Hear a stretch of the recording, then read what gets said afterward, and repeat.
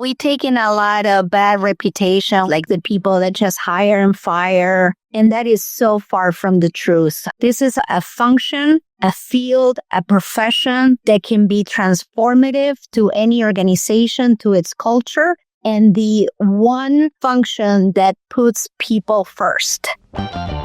So what does it really take for your business to attract world-class talent today? I'm Dave Travers, president of ZipRecruiter, and on Talent All-Stars, we shine a light on the people and the day-to-day processes behind recruitment and retention at some of the world's most influential businesses. Today's Talent All-Star is Bettina Deynes, the Global Chief Human Resources Officer for Carnival Corporation, the world's largest cruise operator. Carnival employs about 160,000 crew members around the world, plus a team of 20,000 onshore. So Bettina's team is responsible for attracting and developing everyone from chefs to housekeepers to comedians to engineers and navigators. It's an incredibly complex operation, and we're lucky to have Bettina on the show to break it down and share her own remarkable talent journey with us.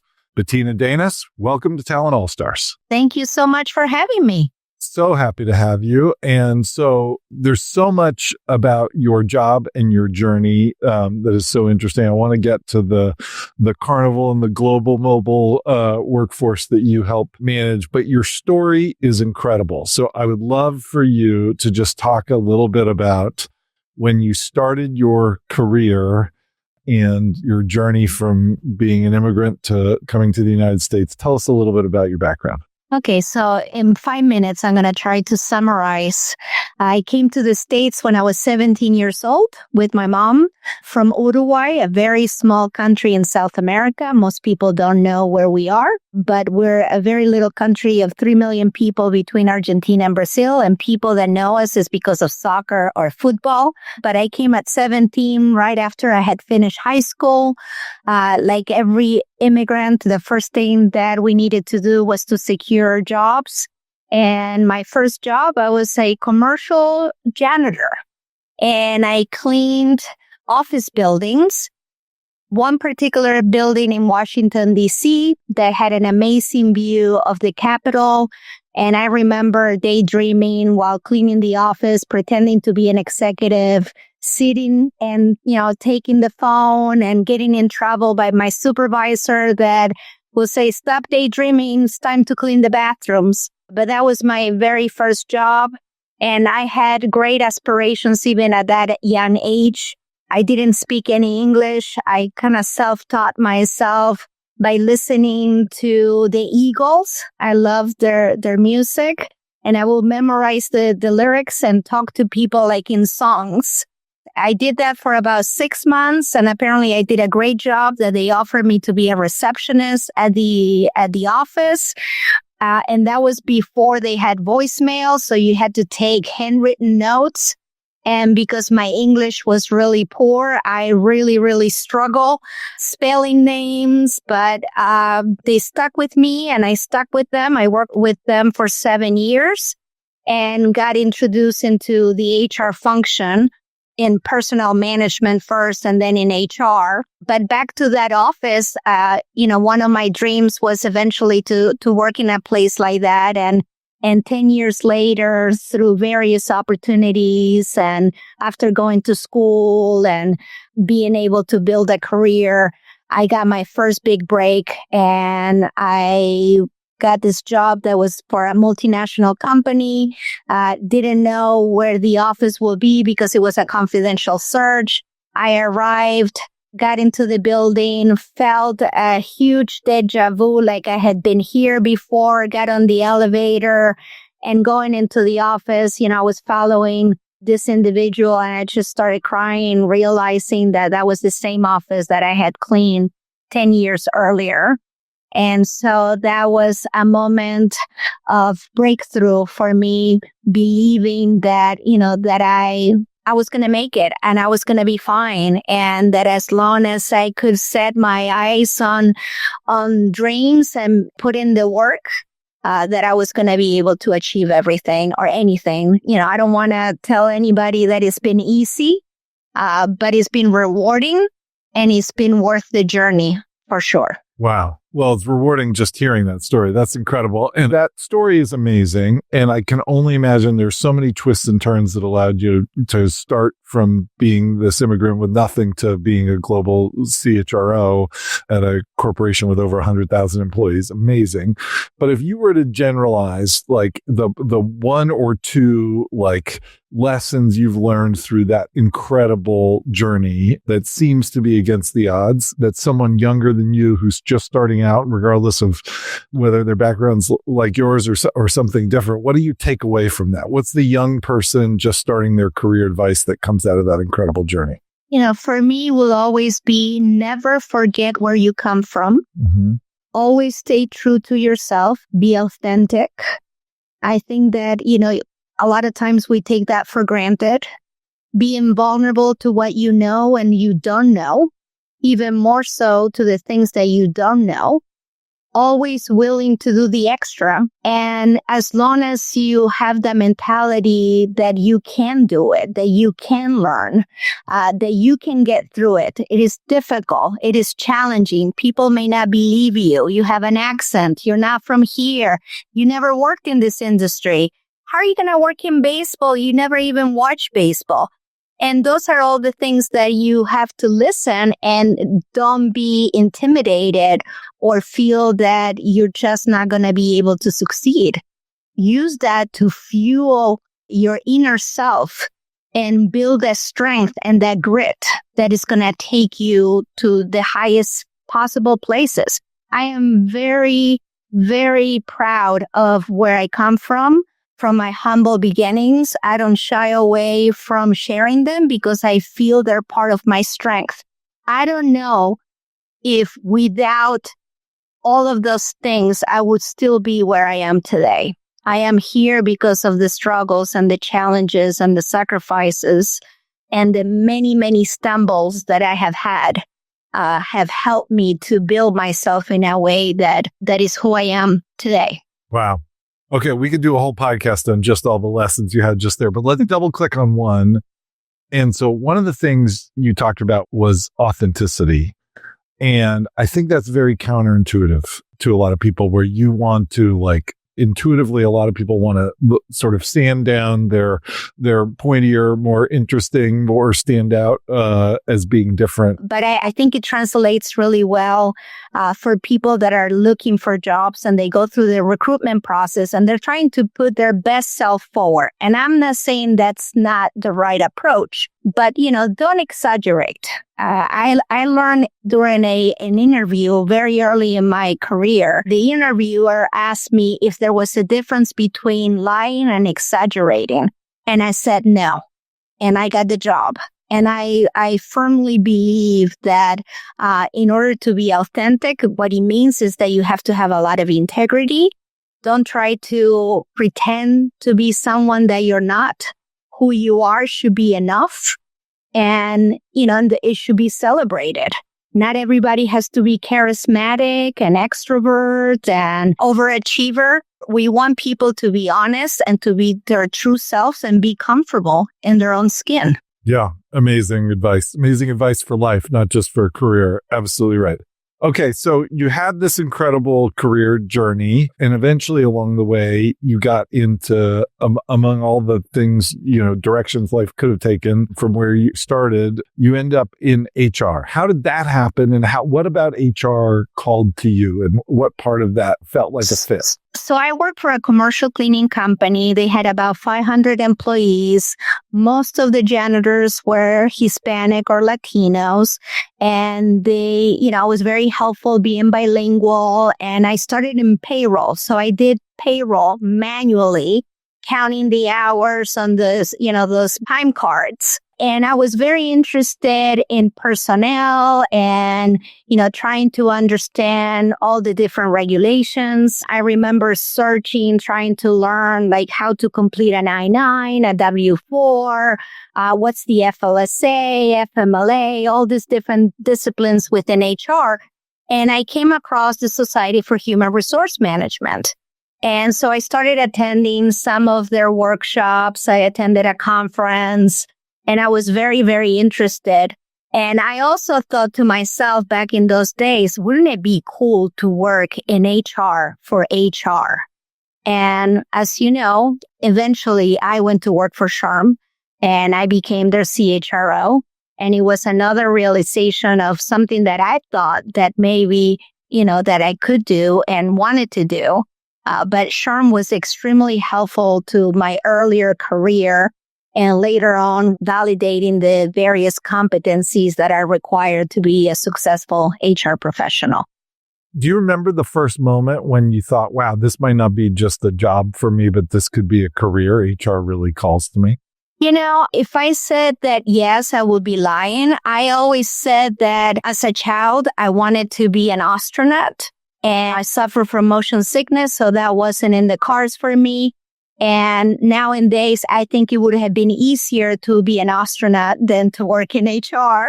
But, I always had the mentality that wherever I go, I'm going to make the best out of it. I'm going to give myself completely. And since the first real opportunity that I had was in HR, that became my life. And I'm very passionate and very thankful and grateful for the career that he has given me and the opportunities and really realizing the American dream, especially for an immigrant. Oh, amazing. So as you rose through the ranks and, you went from doing payroll by hand and all of a sudden you're a leader and then you're a leader of leaders, how did that come about where you saw yourself not just doing one job, but you saw yourself, being a people who leads people doing their own work? So the more I learned about HR and the more conferences I attended, it was right before we had internet and everything else.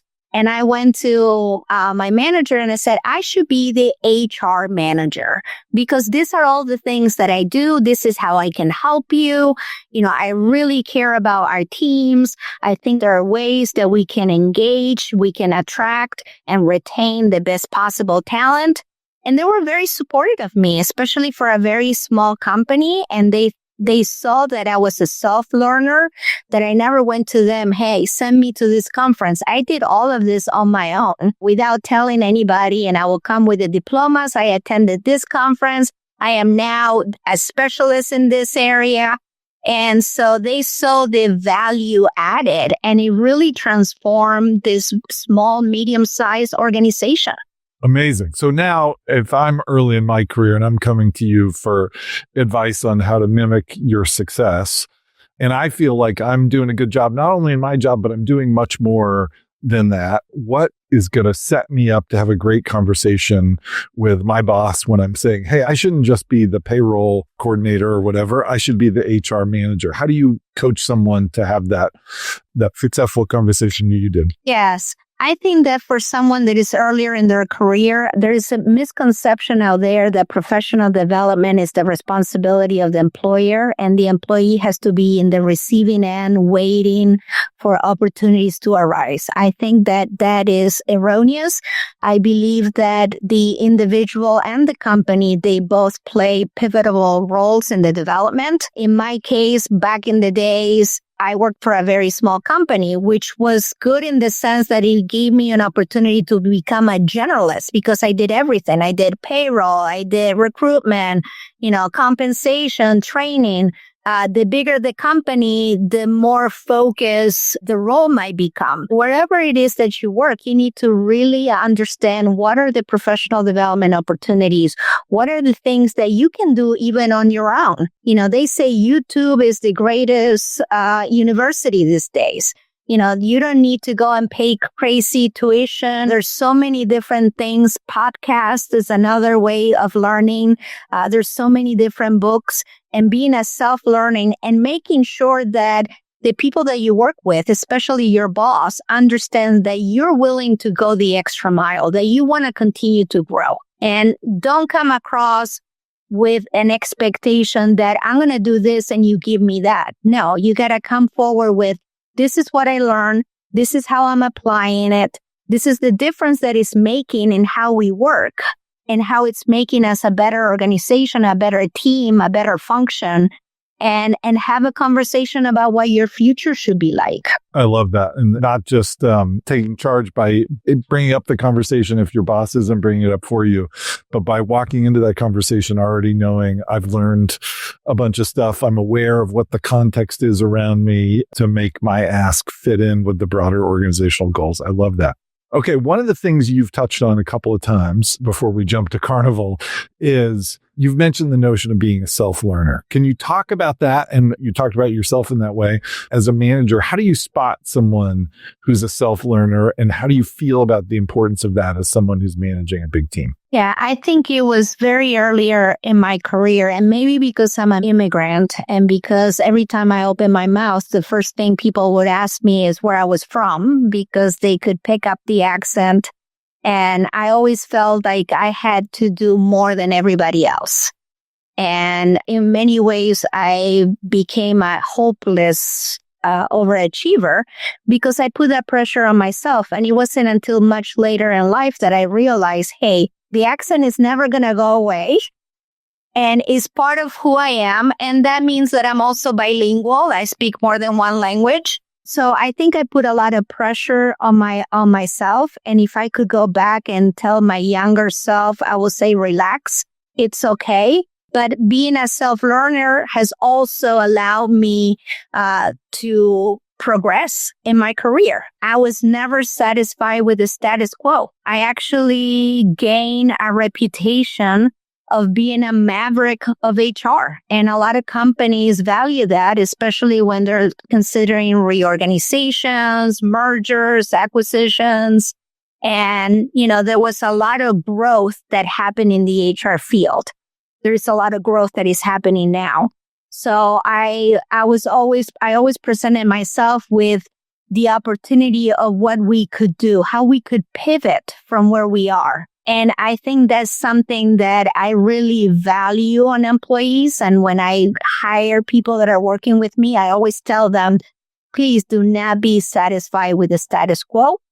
If you see something that we can do better, bring it to my attention and we'll pivot. And that's a great quality that I see in people that I work with, and something that not only helps the organization, but helps the individual to grow. Yeah, I love that idea of being a maverick or a change maker, because I think from the outside, people who don't know HR well and just view it from afar within their company or their organization, they often can see HR as the protector of the status quo, when in fact you get inside the HR department and these are people who really love helping people through change and leading through change. And so yes. I think highlighting that, realizing that HR may have a bit of a branding problem outside of its own, function, is a really powerful tool to be seen as a real partner to other parts of the organization. Yes. We've taken a lot of bad reputation with shows like The Office. We are poked fun of. We're also seen as the regulators, the people that just hire and fire. And that is so far from the truth. I mean, this is a function, a field, a profession that can be transformative to any organization, to its culture. And the one function that puts people first. And it doesn't matter what business you're running. We're in the business of cruising. And as beautiful as our ships are and the amazing destinations that we go, and it doesn't matter. What matters the most is the people that deliver the guest experience. And what people feel and experience is provided by the people.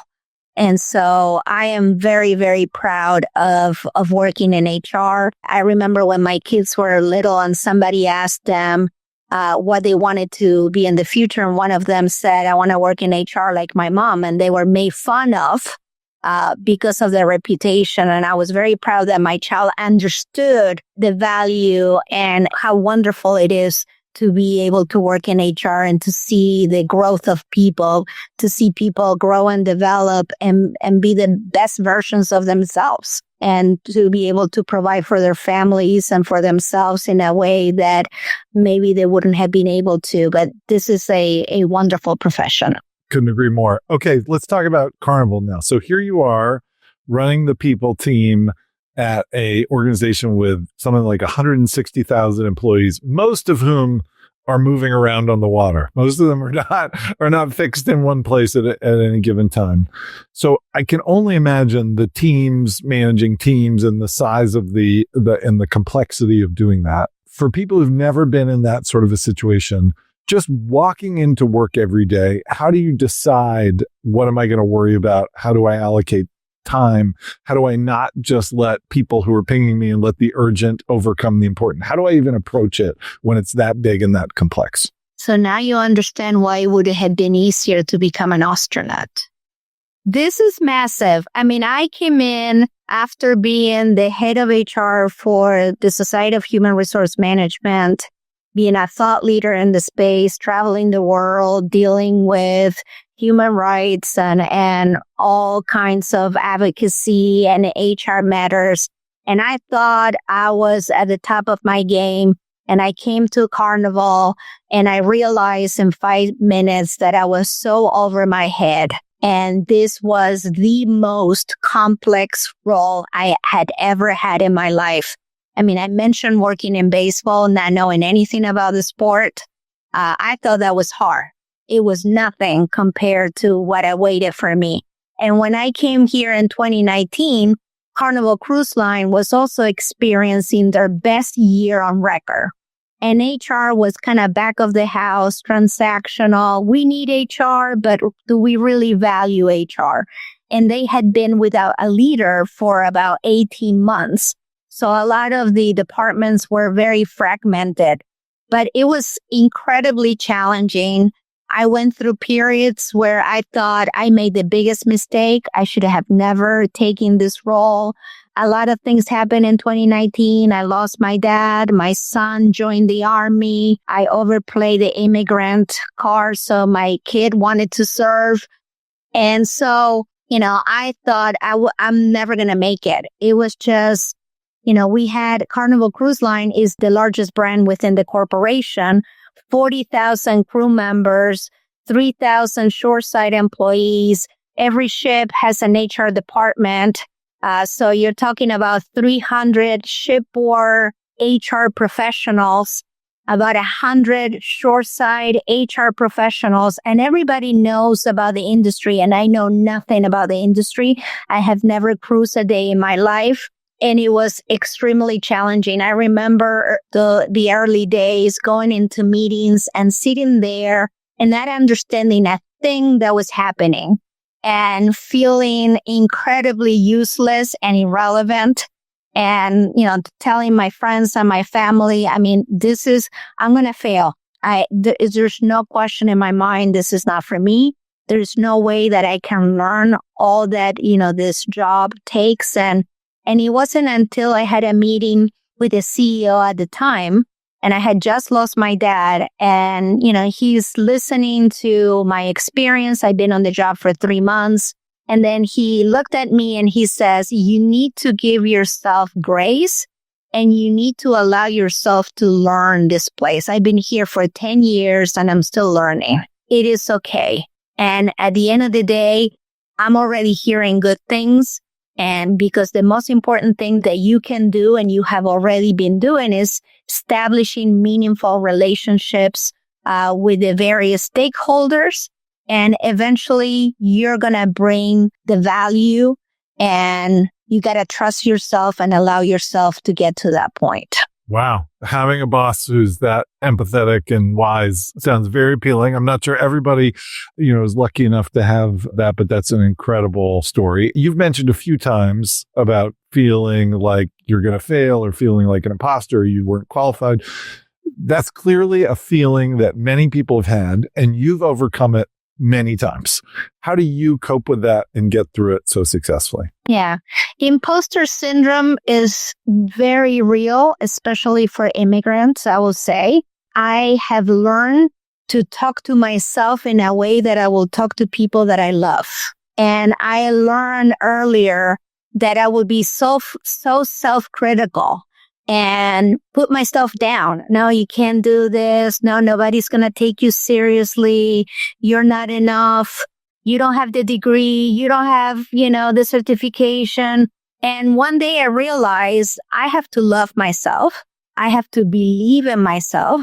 I have to reinforce that every day. And it became a habit. I will get up in the morning. You got this, girl. You're good. Even on your worst day, you're better than half of them, maybe most of them. And I will tell these things. And I started believing them and gaining energy. I will have a big meeting. I will go into the bathroom, pep myself, talk to myself, put my arms up and said, you got this. And it has become part of my strategy. Do I always believe it? No. But at least I give myself the opportunity to believe that I can. And most of the times, not always, but most of the times I'm able to get through. That is amazing. Let's talk about a different aspect of being a big executive at a big company, which is you're in the position where you're not just dealing with the people issues, but you're also interfacing across the organization to other functions and having to advocate for policy changes, business strategy, resources to help drive not just the people team, but to drive from your vantage point, the betterment of the company. Tell us how you advocate for resources or advocate for a decision when it's not just a people decision within your team, but you're going across the organization and being effective in doing that. In 2022, when I was offered the job to become the global HR, the global CHRO for the entire corporation, my boss had a get together with his new leadership. And he gave us all a picture that represented how he saw us. And he explained the reason. And he gave me a picture of Princess Leia. And I love Star Wars. And I was like, wow, this is amazing. He thinks of me like I'm Princess Leia. And I got really excited until he went through the description.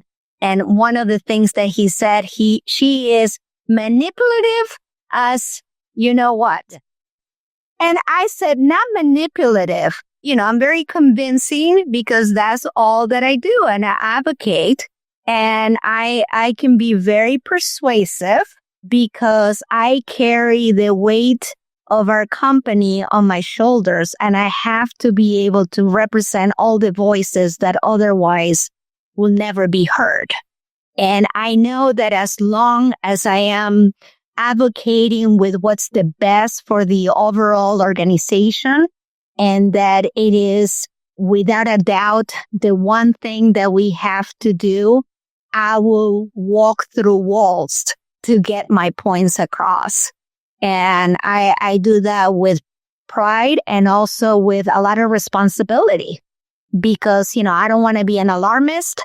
I don't want to be considered, here we go again. I go in with a very well thought out plan, business case, and I'm usually end up with more work. So this is not one of those things where, I benefit personally because it's added responsibility, but being an advocate, it is part of the job.